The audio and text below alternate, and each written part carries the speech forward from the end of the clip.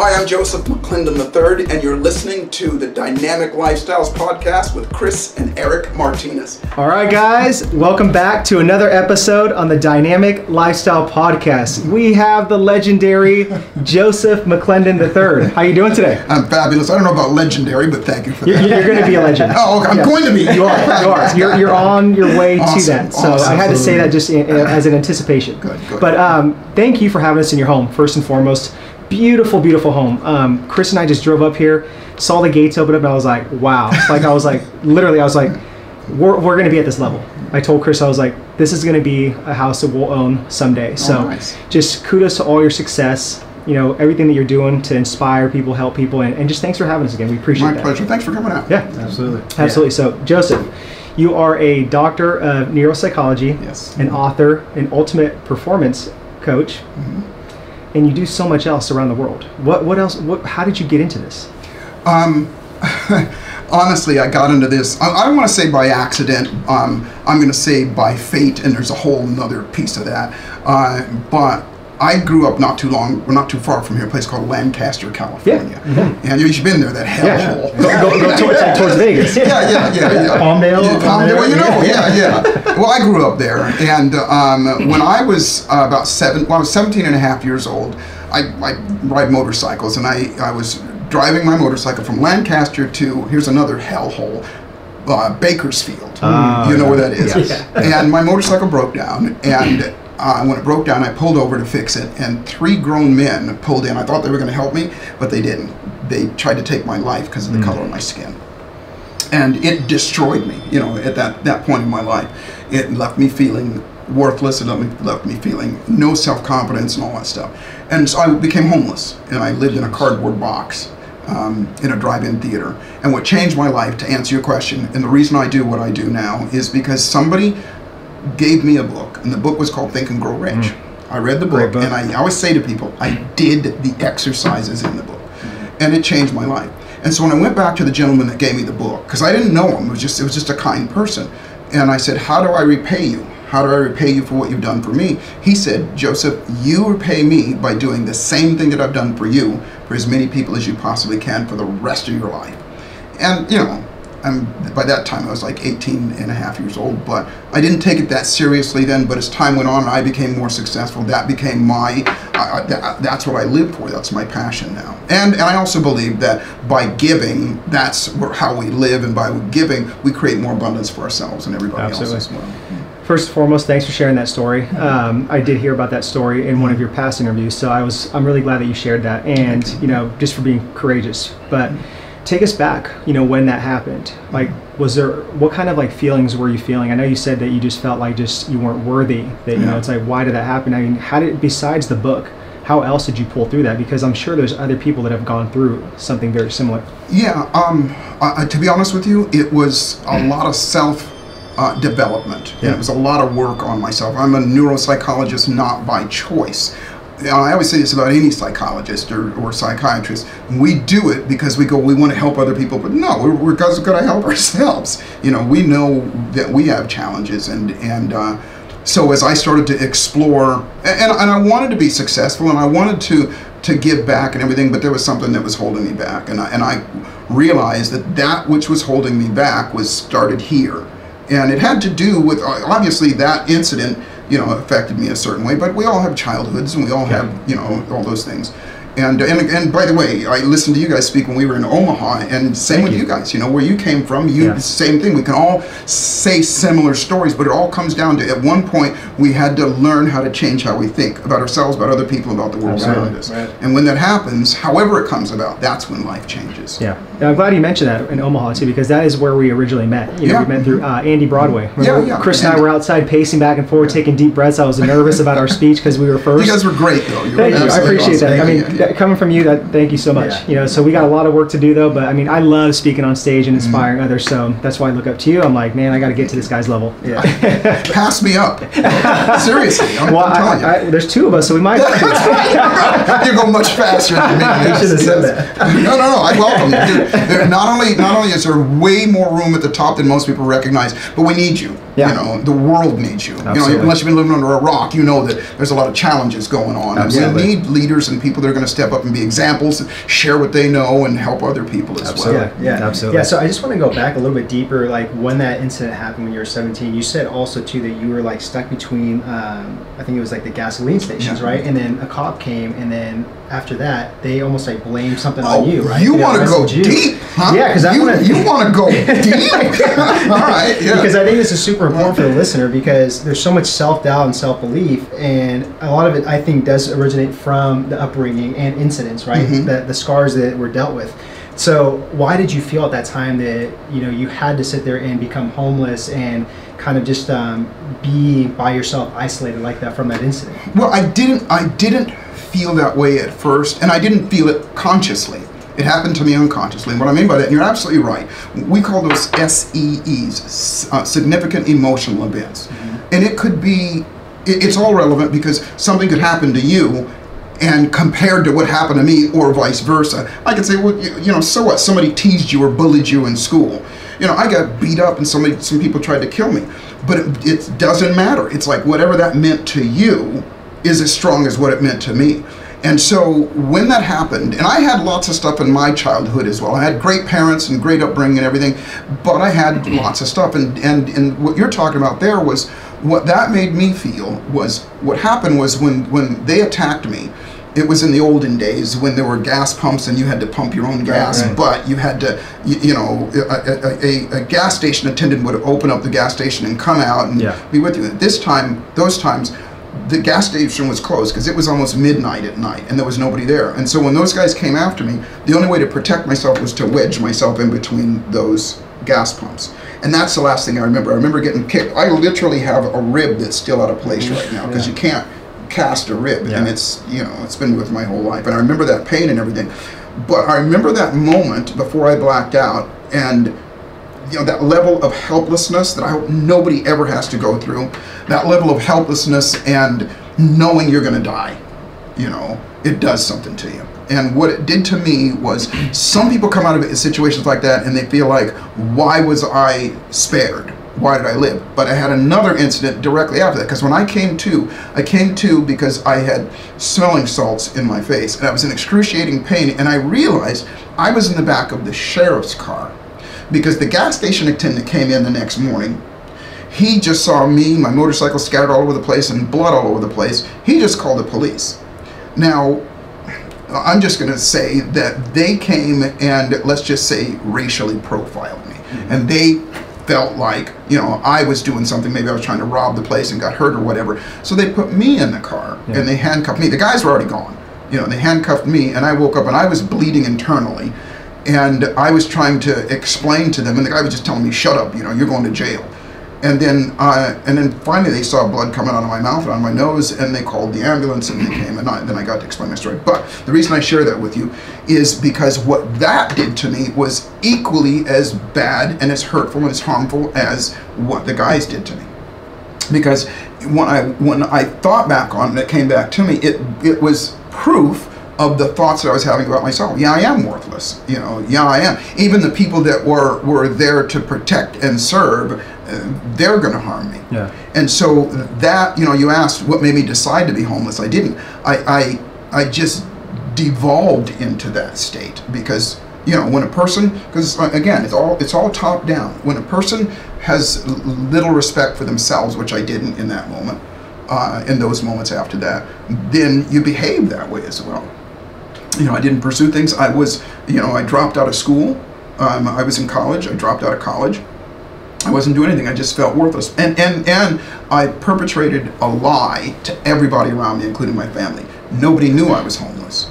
By day, I'd go out and I'd hang out with my friends, and my mom would call me, and I'd talk to her, and everything's fine. So inside, that was just killing me. Yeah.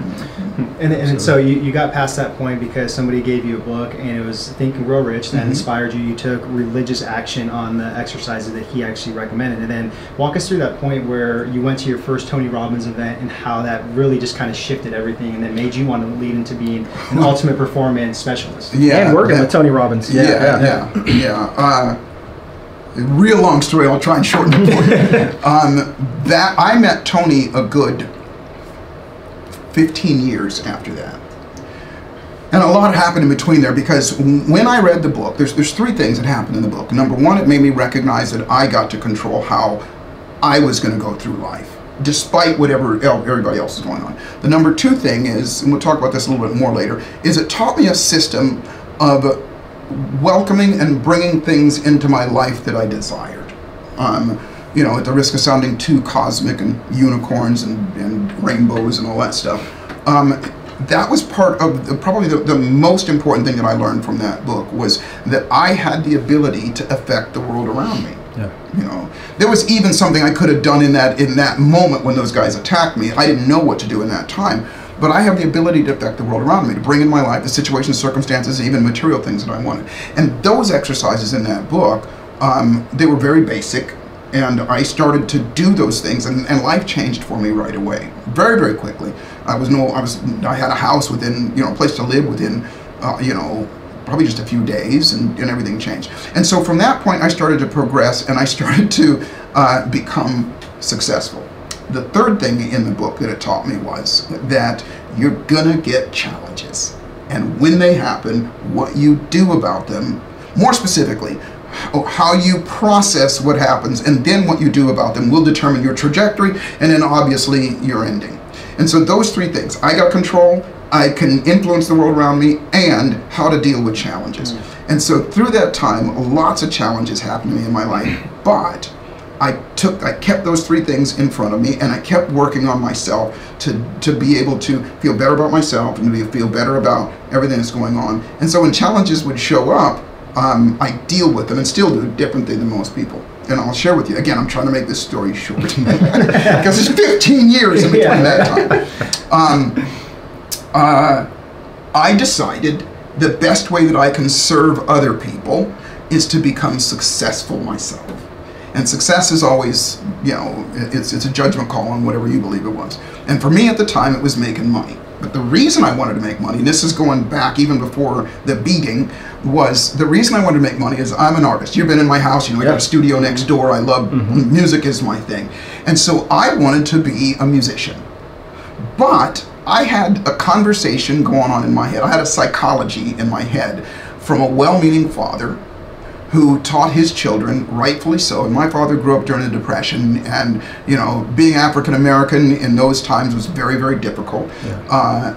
And even up the times I came through. But my father taught us, listen, you got to stay in school, you got to keep a good job, or you'll be digging ditches. That was just his thing. Yeah. And so I did. Even after I got my master's, I still stayed in the school.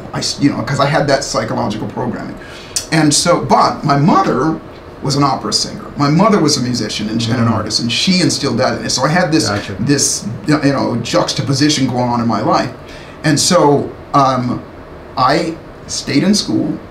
I had a job. I was a dental technician. That's how I put myself through college. I had a job. I was trying to have a relationship with my girlfriend, and I was in like 3 different bands and writing music and all that stuff. And I wanted to be a musician.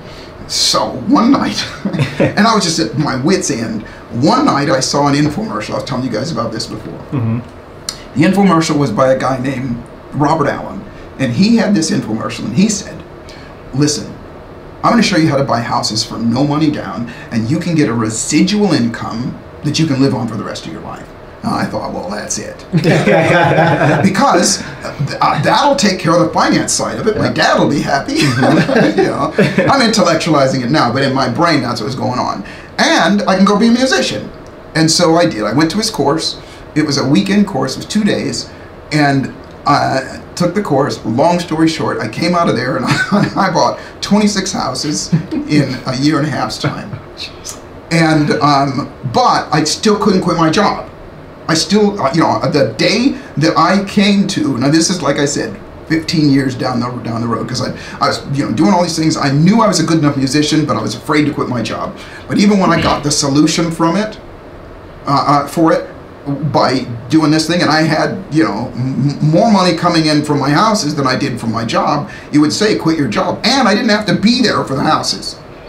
But I was still freaking out, and I couldn't do it. And then one day, a really good friend of mine came into my dental lab, and he goes, dude, you look like crap. Because I was just, I was working it at both ends. And he said, what's going on? And I said, I got all this, I got that, I want to do this, I want to do that. And he goes, listen, you need to go see this guy, Tony Robbins. And I go, what's that? And he goes, it's a seminar. And I go, no, I'm not going to another seminar. I went to a seminar, and now I'm in this trouble. Because to me, it felt like trouble, even though it was, a level of success. And by the way, I'll say this as well. My friends at the time, especially my black friends, would come to me and go, dude, what are you doing? Why are you so successful? You got all this stuff, and how are you doing this? And I go, because I read these books, and I go to these seminars and things like that, and they go, well, we can't relate to those people. And I go, dude, just go. Yeah. And so I went to this seminar. I met Tony, and I met him as my friend first. I didn't even know who he was. He was in the audience before the seminar started, and we became friends. Very long story short. And then when I saw who he was, and he went up there and he did what he did, and I recognized two things. Number one, that he was speaking my language. In other words, he was practicing something called neuro-linguistics at the time, neuro-linguistic programming. And I watched him, NLP. I watched him take somebody with a fear of heights, something that they taught us in school would take us anywhere from 6 months to 3 years. But he helped her in 45 minutes. I thought, that's it. I'll do that, and I'll make money doing that, and then I can quit my job, and then I can play music. But what I realized very, very quickly was physician heal thyself, and I got it. That wait a minute. So I studied that, and I applied that to myself, and I ridded myself of that fear. And within 2 weeks, I quit my job. And I went on this path. I did become a musician. I got a recording deal with CBS Records, made some records and things like that. And to answer your question, finally,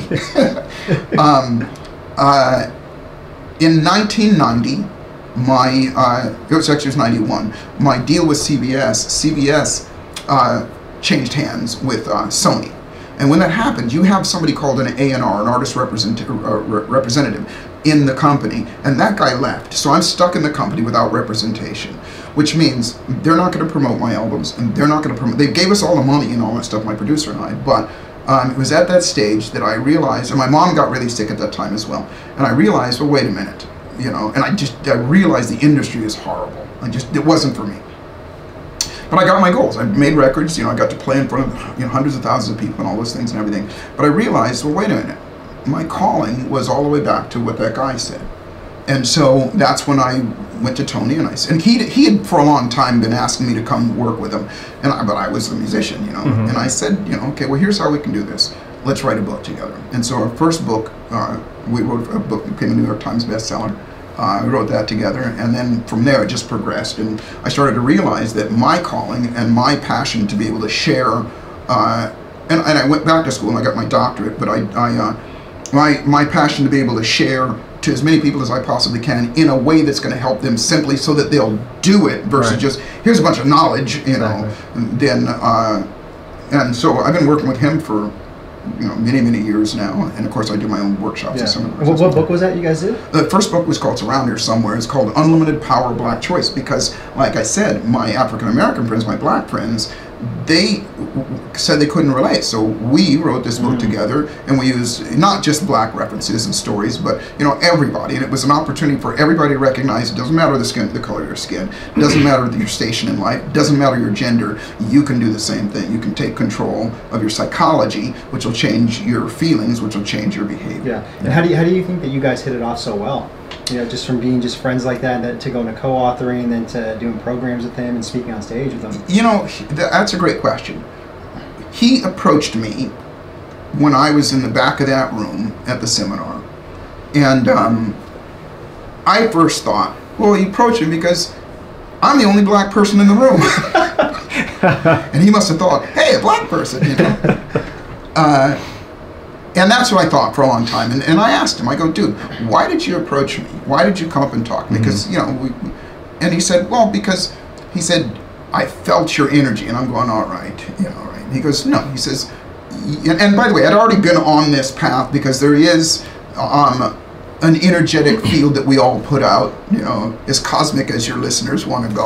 You know, we do, and it's just, I mean, I can prove it. It's one of my things. I taught at the University of Southern California for a long time, and I'm a science guy. In other words, I'm not going to teach theory. I'm not going to teach something that I can't prove, and I'm not going to teach something that I don't do myself. I like that. Yeah. And so he recognized that. He was very sensitive to that, and he said, I recognize that about you. I knew you were somebody that was here not just to take, but you were here that you could do something for other people, and I just was attracted to that kind of energy. Yeah. And then he said to me, later on you'll be able to recognize that as well, and I do, and that's why you guys are in my home right now, quite honestly. When I met you guys in Omaha, you know, in case you guys don't know, we were all there to see Warren Buffett. Yeah. And I met you guys, and I watched you speak and everything, and it's the same thing. I know, even just what we're doing right now, you're not doing this for you. You're doing this because it's going to help other people as well, and that means something. And that energetic output makes a difference in people's lives. Yeah, really appreciate that, because I tell people, I mean, we drive from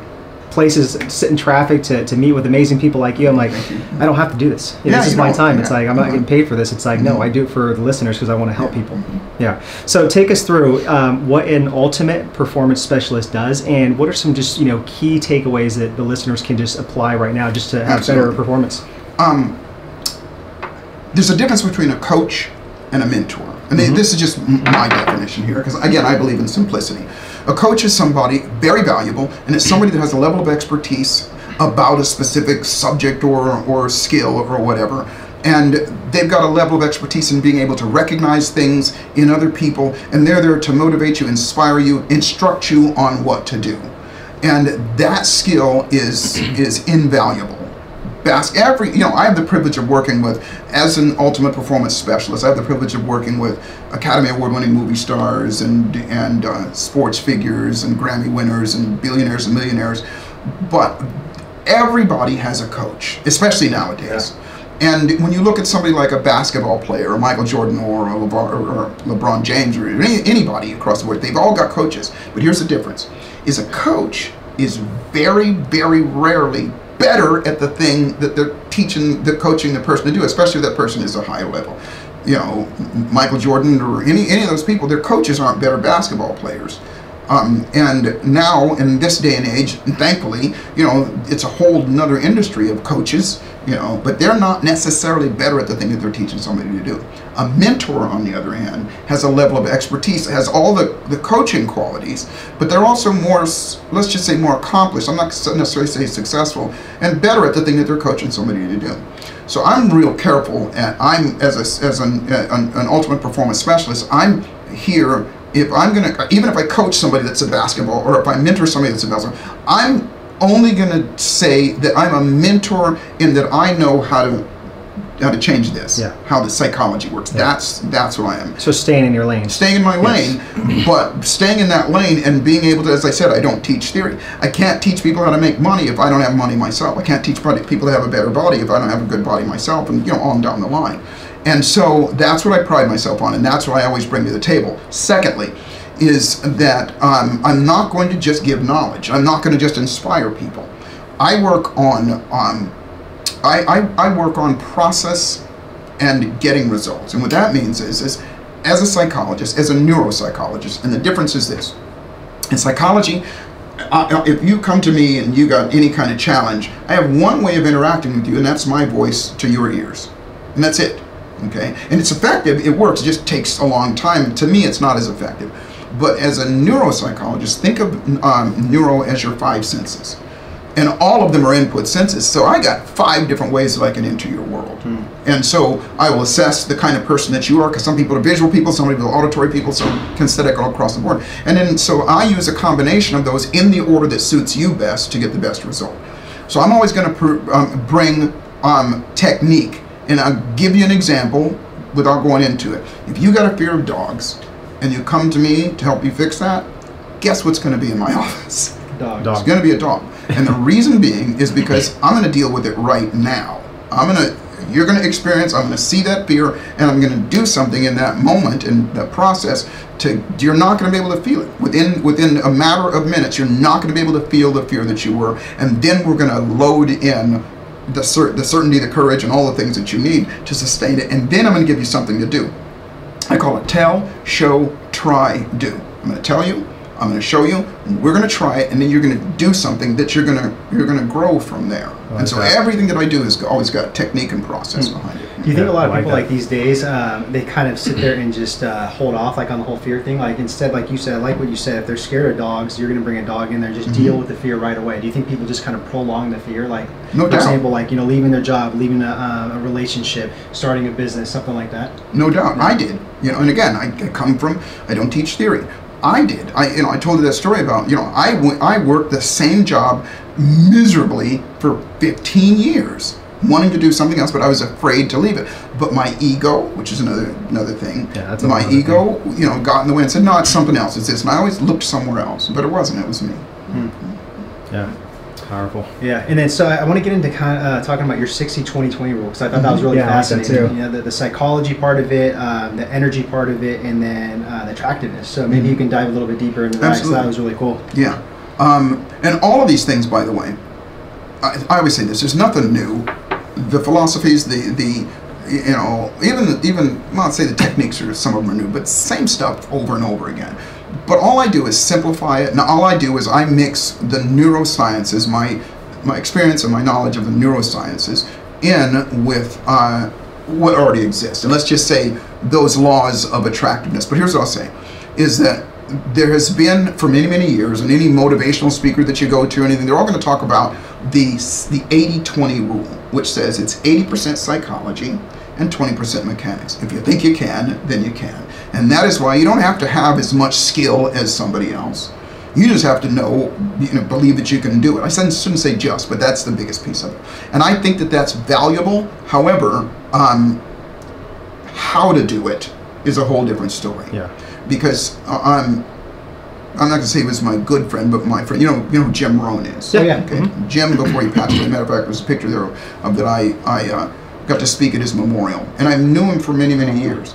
And I asked Jim one day, I go, and this is certainly not to throw him under the bus, but Jim is, you know, he was my mentor, he's everybody's mentor for a long time, and I go, Jim, what is personal development? And I watched my mentor go like this. Well, you know, Joseph, and he made something up. You know, I thought, wow. And it certainly is not to throw him under the bus, but what I recognize, and the reason I'm sharing this with you is, unless we're on the same page, unless you know exactly what it is that I'm trying to teach, and then you could think it's something else. And so, to me, personal development, which is the key, which is the bottom line, is rehearsing whom you wish to become. And that's it, because in that rehearsal, you're going to develop. And so having said that, I look at it this way, that I call it the 60-20-20 rule. The biggest piece is still psychology. And there's only three things. It's your beliefs about yourself, your beliefs about other people, and your beliefs about the world or the situation, circumstances around you. Those three things, that's your psychology. And the constant thought processes that are going consciously and unconsciously, that's your psychology. So how you think will determine how you feel, and how you feel will determine what you do. And so 60% is still psychology, and that's my strong suit. That's the place I always go to first. Let's change, you know, let's find out exactly what's going on with you, and let's make those adjustments so that you get a quick result and you get to think like you need to think to do the second thing, which is energy and execution.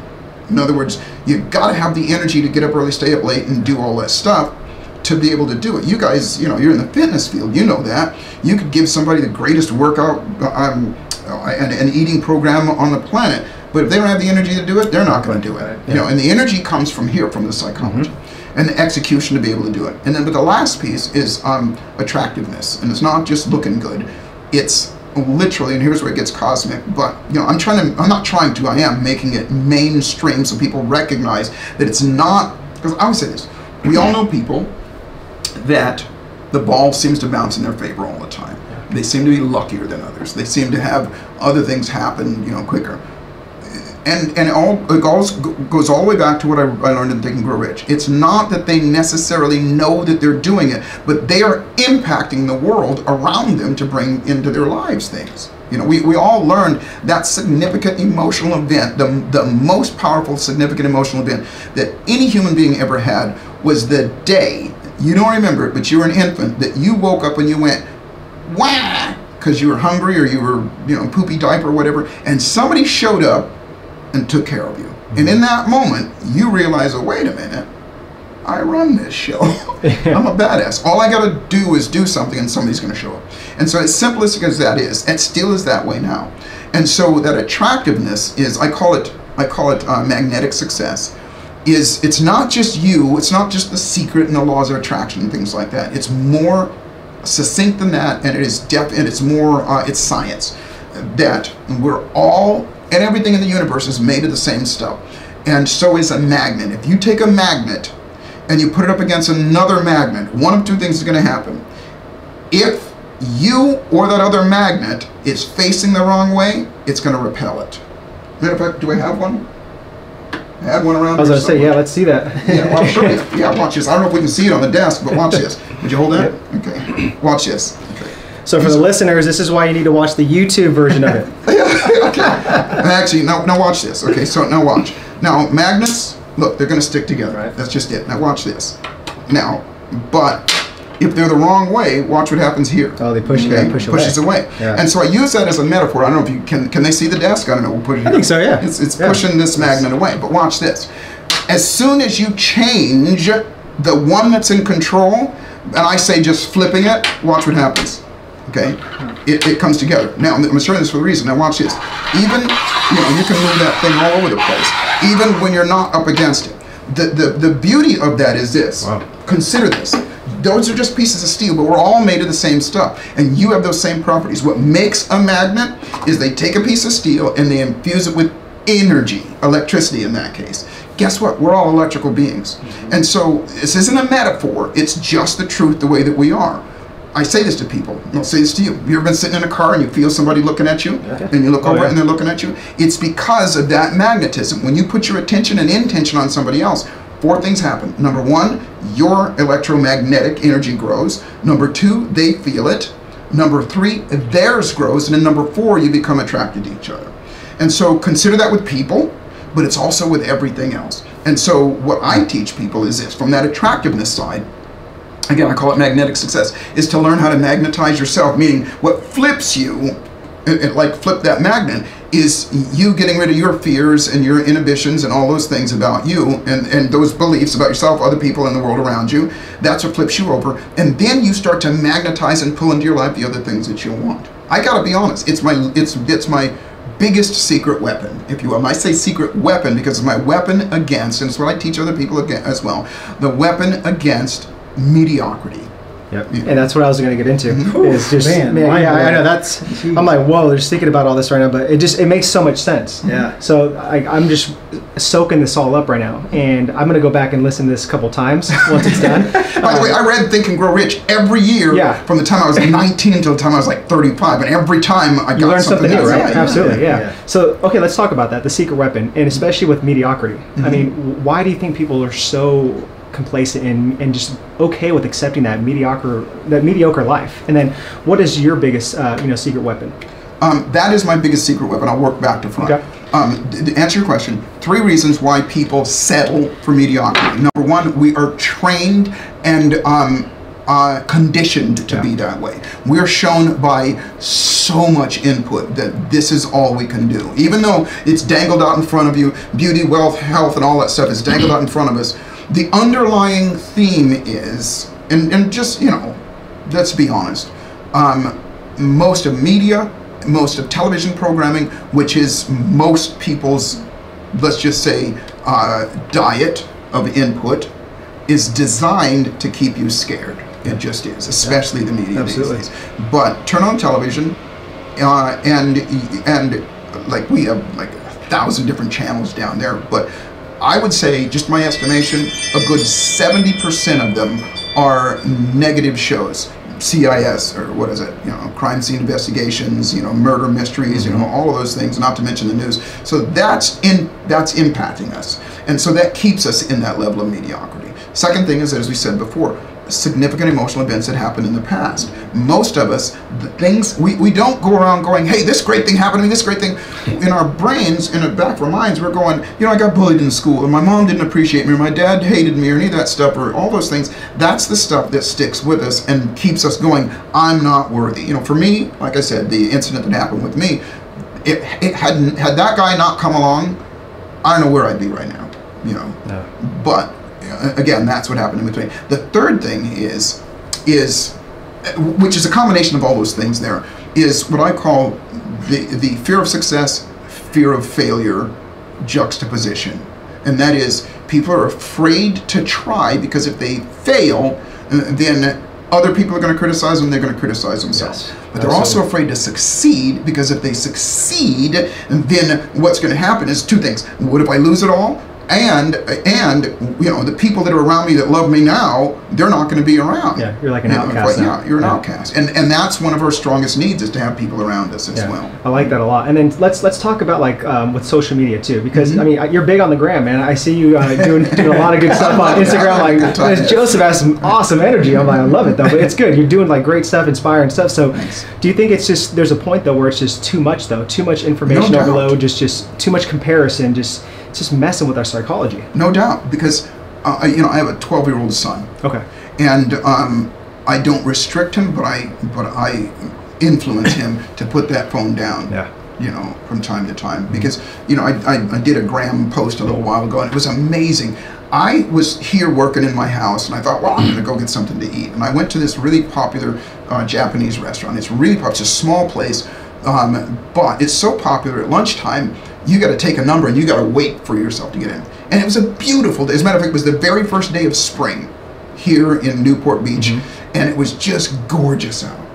Birds were out, not a cloud in the sky, perfect temperature, beautiful around. And I was standing out there with about 30 other people, and all of them were looking at their phone. Everybody was just looking at their phone. Nobody's looking up and everything. And I'm just going, dude, look around at all this stuff. And I'm watching people. I love to watch people. And then here was the interesting thing. I was by myself. They called my number. I go in, and I'm eating, and I looked around, and the only people that weren't on their phone, people were eating their food, and the only people that weren't on their phone was the wait staff. And they even had them because they had to you know, call up people that were up there. But the thing that hurt my heart was I saw this family, and there was a family, it was a mother, a father, and two young kids. The kids were maybe like 6 and 9, no, I'm sorry, they were like 4 and 6 years old, you know, young kids. And they all had phones on little stands there, and they're all just sitting there looking at this. And so to answer your question, it's too much. Yeah, I stopped that too. watching television. I got in the habit of stopping watching television when I was 9 years old. Here's the reason why. This is silly, but I was 9, all right? When I was 9 years old, I saw a documentary. And this, I haven't talked about this before. This is interesting. You guys are making me. I told you, we put the guests at ease. That's right. Exactly. I saw this documentary basically, and what it was a little history behind it was, in the 50s, George Orwell wrote a book called 1984, and in his book, he predicted in 1984 the world was going to be in chaos, and there's going to be war, and there's nuclear war and all this stuff. And so, I'm not going to say the government, but let's just say the public services made this documentary to counter, because everybody was getting freaked out, and they made a movie called 1984, and everybody got all depressed about it. And so they made this documentary to counter that, and the documentary was what it's really going to be like in 1984. And I didn't see it until a little bit later, but the documentary was what it's really going to be like, and it was flying cars and all the modern conveniences and all this stuff and everybody. But the thing about it was like a 20-minute documentary. The thing about it was there wasn't one black person on there. It was all white people, and it was all everybody. And I remember thinking, well, hell, they don't plan on us being around. Yeah, that's kind of like, what the heck? Either that, or we don't get to live like that. And so I got 9 years old. I got pissed off, and I just said, I'm not going to watch TV anymore. And I didn't till I was probably maybe 16. I watched some things, but mostly. And as a result, I believe that gave me a different outlook on life. Yeah, I didn't get those years and years of programming that I think a lot of people do. And having said that, there's a way to break it. And that's what I do in my workshops. Yeah. I have a workshop called Magnetic Success. And that's what I do, is help people. Let's interrupt that. Let's get that out. It's a process that we're going to do. Let's get that out, and then let's feed it with something that's going to serve you. And then make it so that it sticks, so it's automatic. Yeah, absolutely. Yeah. So I'm interested to know, like, what your daily rituals and routines are. I know you travel a lot, so like, walk us through just a day where, you know, maybe you have a week off if you have that, you know. But like, literally, what time do you wake up? What's your morning routine like? What's like kind of midday? How do you wind down and shut it all off? We saw the gym down there, so you're getting your workout in. Well, first off, I believe that a woman's house is their castle. And I believe that, my dad taught me that, is that make your environment the way that it needs to be for you to thrive. And so to answer your question, I do. I have a gym downstairs, and if you look around, there's gadgets everywhere. There's gadgets. Well, here, look, there's a gadget there. There's a gadget there, and these little massage machines and things like that. But I believe in technology-assisted badassness. And what that means is I wake up every morning, and I believe in meditating and taking care of myself and everything. And so I wake up. Here's like a regular day. I wake up in the morning. First thing I do is... What time do you wake up? I wake up about 4:30, maybe 5:30 a.m. And by the way, I only sleep 4.5 to 5 hours a night. That's it. And I've done it for 30 years. So anybody that says, no, you got to have 8 hours, I'm living proof. I'm not saying everybody can do it, but it's a result of the things I'm going to tell you. So I wake up. First thing I do is I drink a big glass of water. I told you guys about ionized water. I drink a big glass of water right away for these 3 reasons. Number 1, you got to get out of bed here soon because you got to pee. You know, number 1. Number 2, water conducts electricity and it gets your cells going. And then number 3 is that water is your nature's solvent, I always say. And it starts to get your body to start to release all the toxins and stuff that you got from the day before. We're also very dehydrated. Yeah, and that's what the whole hydration process is. Hydration process is taking water in, those water molecules connect with impurities and all the stuff that your cells don't need, and then they exit through your kidneys and through your bladder. That's what the hydration process is. Filling those cells up with water, you know, and dissolving all the toxins and things and letting it out. So I do that, this first thing. Next thing I do is I put a big smile on my face, intensely, you know, it's just a big grin on my face, and I take some deep breaths. And I don't do yoga, but I will sit there in bed and I'll touch my toes. And the first thing when I wake up, I can't touch my toes, but within 2 or 3 minutes, I can touch my toes and I'm breathing. Then I get up and I have several gadgets around. I'll show them to you before we leave here. One of them that I've had for 30 years now. It's called an oxidizer. You just lay in it with your feet in it. It moves your feet side to side. Have you ever seen one of those? No. I'll show it to you guys. It'll blow you away. Okay. And it does just that. It oxygenates your system. And then I get up and I have, you know, if it's during the school, I get my son up and get him ready for school and that kind of thing. But, you know, I'll make something to eat, and then I'll go work out for a few minutes, and then it's game on. You know, whatever I got to do. I'll shoot some videos, I'll do whatever. You're talking about times that I'm home. And then, here's the most important piece, is that in between my day, I use my phone. I set my phone to remind me to lighten up and to take a break. And I'm a musician, so I go over there and I'll play, you know, bass for a little while or whatever. I'll go outside and I'll chill, even for just like 10 minutes. Every hour I'll do that. And my productivity level is off the charts. You know. So it just resets you a little bit. Yeah, and it's important. I mean, there's studies that show why that is.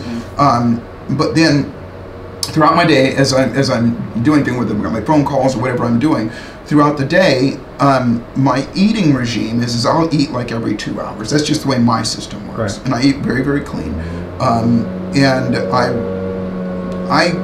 I usually get in bed by 11:30. You know, midnight I'm out cold, and I wake up 4:30 again and start the whole thing. Gotcha. Nice. Love it. And then what about exercise though? Like what time do you do that in the morning usually, or most of the time? Most of the time. However, depends on the day. I will, and by the way, I have a really nice exercycle, so I do cardio. I'll do stuff. We got a trampoline in the back, so what I believe is it's variety. You know, I like that too. It's just like doing something different every time, Absolutely. every day. Yeah, I know you're doing those curls, though. I see those biceps right now. Yeah, I know. It's all implants. I'm in maintenance mode now. Honestly, I don't work out that hard now. There was a time, yes, I did, and I try and teach people that, you know, get your body where you want it to be, and then just maintain it. Yeah. You know, I can tell you used to hit it hard, like pretty hard back in the day. Yeah, back in the day. You look great. You look great. You do. Are you ready for rapid dynamic questions? Yeah. Ding, ding, ding. Let's do it. All right. So first one, if you were able to do like a billboard in LA, there's tons of billboards you see in LA when you're driving there. Like if you just had the opportunity to have that billboard, what would it say on there and why? It would say, life is exactly what you dare to make it, and fortune favors the bold. Woo. Like that. Okay. Like that.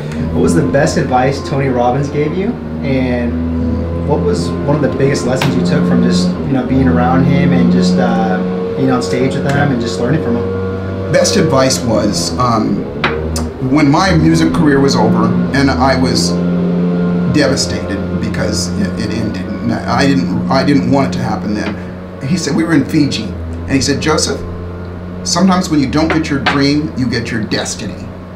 And I remember thinking, I know that means something. I don't know what it means, but I'm taking that. Yeah. And it was true. You know, this is my destiny, and that was my dream. I believe, for me, I got everything out of it that I needed to do.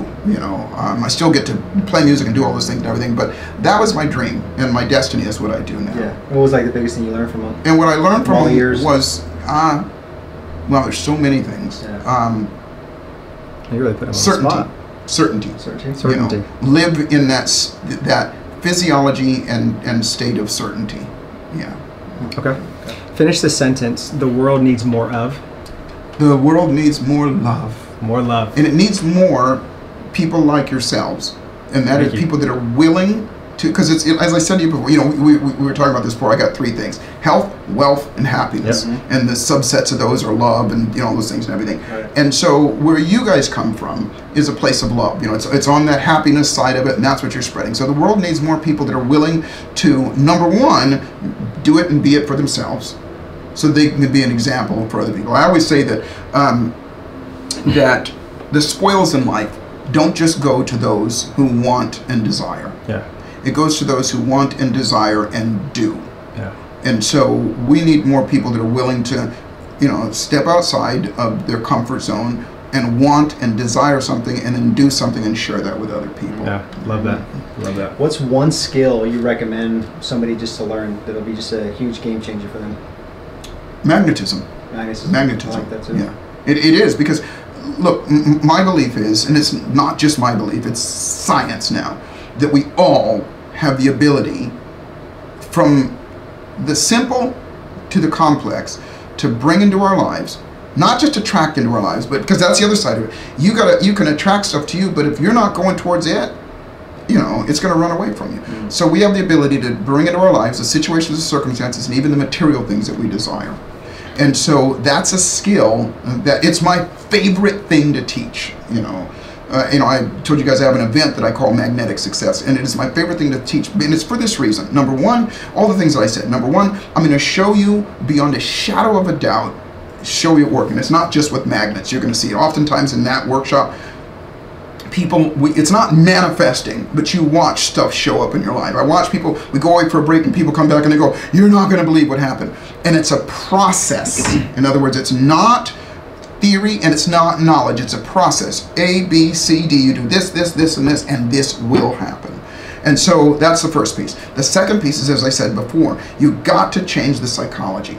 And the psychology is not, we can enhance the good psychologies that we have, but even if you do that, if you got some crappy psychology that's eating at you and causing you to sabotage and hesitate and procrastinate, if you don't deal with that stuff, it's going to come up and bite you in the ass. Oh, yeah. And so that second piece is what I call emotional mechanics. And I tell people, bring me your worst nightmare, bring me your worst memory, bring me your worst significant emotional event, bring me your worst fear, phobia, I don't care what it is. Because at one point during that day, it's a 2-day event, you're not going to be able to feel it again. And if you can't feel it, then you won't do it. And it's not going to be something that I do to you. It's going to be something that I tell you, I show you, we're going to do it together, and you're going to get a result. And it's at some point you're going to be going, it'll scare you in a moment. You go, I can't feel that. I can't feel that. And if you can't feel it, it leaves what's called a scotoma, a blank space. And then the third piece is we're going to fill that up with an identity that is bulletproof, that is so powerful, and it's going to put in it. It's going to be your psychology. And those three things together, that, you know, I've been doing this. I'm only doing it one time here in the U.S. It's in November, and you can let everybody know about it. Absolutely, you will. But it's right here, and it's a small seminar. You guys know me. I do 10, 15,000 person seminars, and this is, I think, like 300 or 400 people. And the reason I keep it small is because I want it to be intimate so that we can interact and that kind of thing. And so, you know, long answer to your question, that's the most important skill that I can teach. And I get to do this all over the world. I don't do it in the U.S. enough, so I'm doing it. We found a date. We're going to do it once. I think it's November the 16th, but you'll let everybody know. Gotcha. Yeah, Absolutely. Whew, I have to just like touch on some point because I really do agree with you on that, and just like people's past traumas, just everything they've gone through, that sometimes it's going to come back to bite you. It's always going to come back. For Chris and I, we lost our father at the age of 18, you know, seniors in high school, three days before Christmas. Our whole world collapsed. Our mother turned to alcohol, to antidepressant pills. It was tough. We battled so much adversity.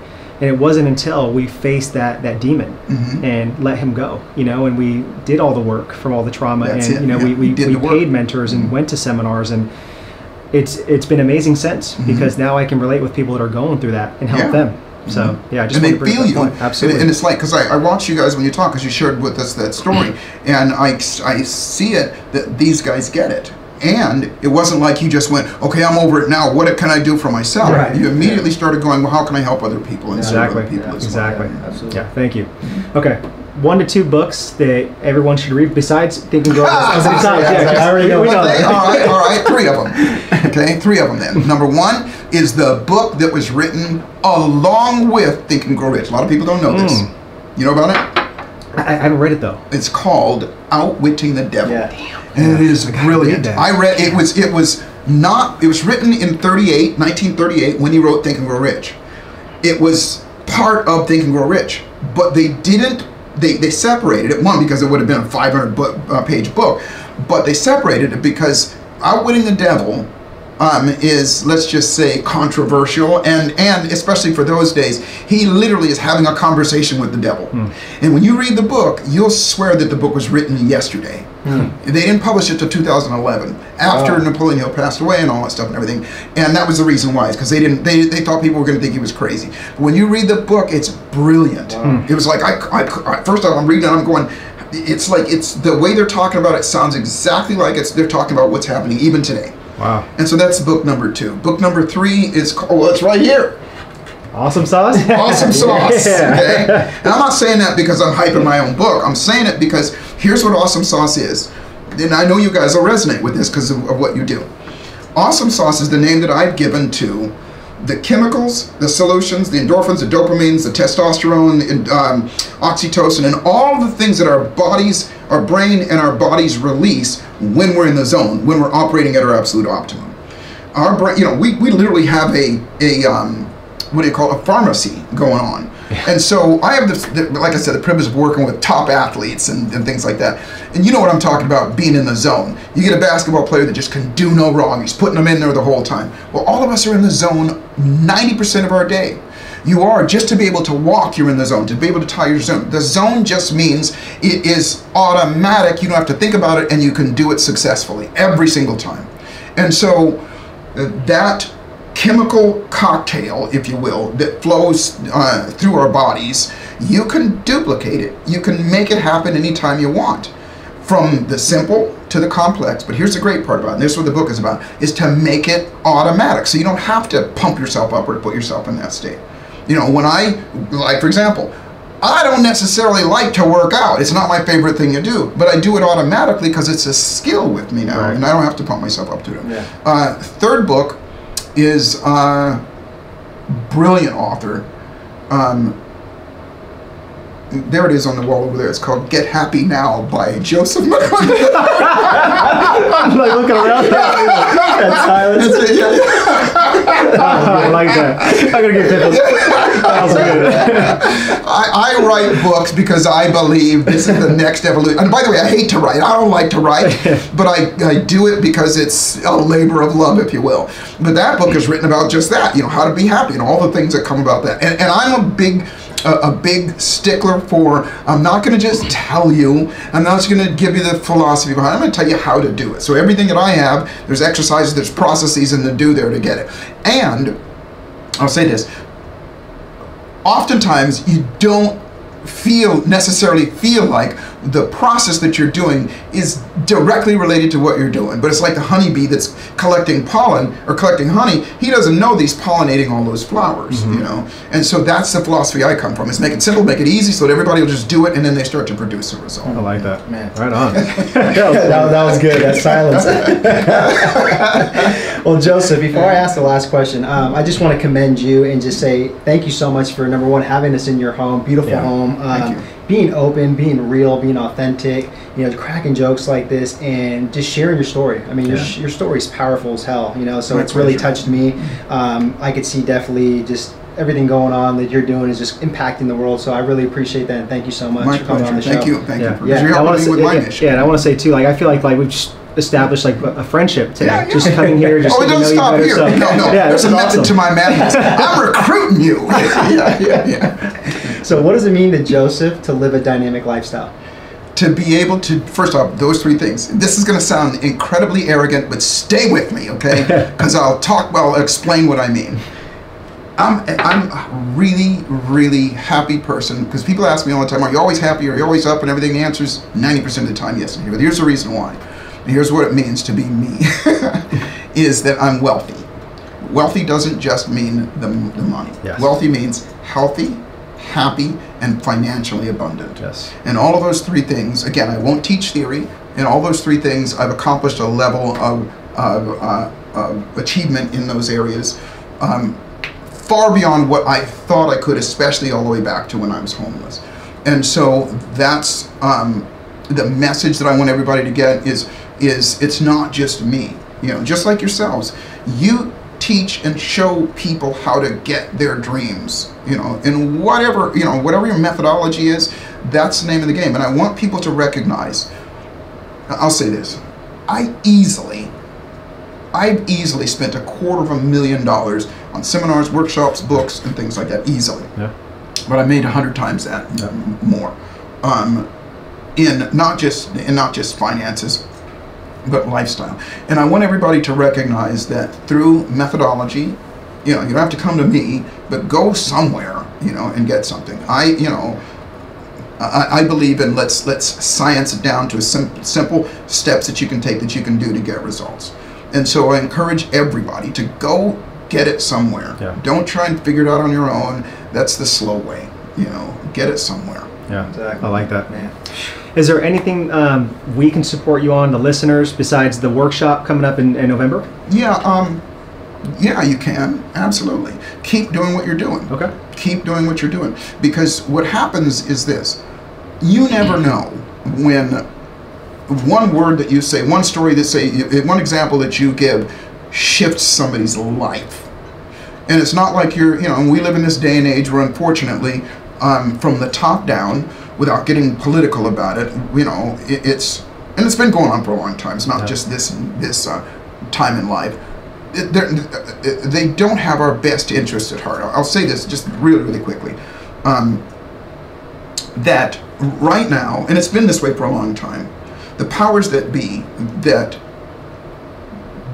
I shouldn't say determine, but influence the biggest part of society, they don't have our best interests at heart. And you know that. Yeah. From the food that we put in our faces, to the things that we view, to the money that we get, to the everything is designed to keep us in a certain place. Absolutely. And entrepreneurs, and when I say an entrepreneur, I mean anybody that has chosen to, whether it's make money or do something else outside of what the norm is.